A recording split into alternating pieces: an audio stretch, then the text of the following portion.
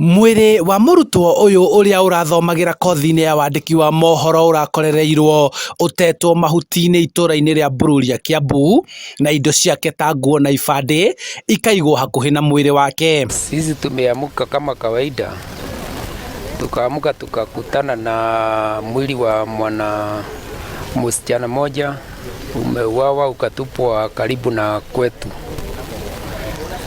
Tumestuka sana, tujasikia kitu kama hiyo na tujawahi ona kitu kama hiyo kwa hii pande ya Mbururia.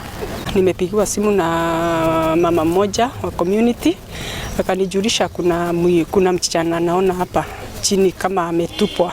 Hakuwa amejua vizuri kama amekufa.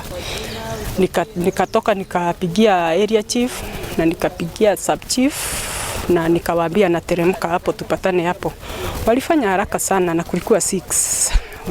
Walikuja na tukaona hiyo na tukapata hiyo mwili iko hapo for sure. Manguo yake iko kando. Kuringana na aria maronire mwiri uyu na kumenyithia borithi, ibande ciake irauga aumite Laikipia na mwiri wake urari na irema cia guthecangwo na kahiu. Mwili wake ulikuwa msafi sana, lakini pande ya nyuma mgongo ulikuwa umedungadungwa na visu. Lakini kwa uso hakuna kitu umefanyika. Community hakuna mwenye anamjua, hajulikani hapa. Watu wanasema ati hiyo kitambulisho yake inasoma Laikipia. Na alikuwa anaonekana ako na vision juu amesoma.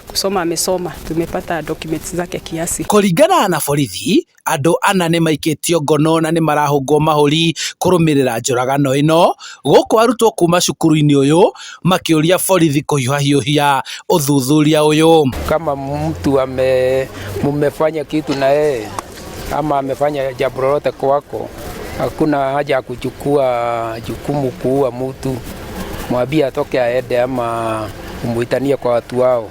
Ujue umekujia nini. Ukiletwa college mahali kaunti ingine, jua chenye imekuleta kwa hiyo kaunti. Umekujia masomo, si vitu zingine huku chini. We soma, urudishie mzazi wako chenye amekutuma. Amekutuma umpelekea degree, peleka degree. Amekutuma diploma, peleka diploma.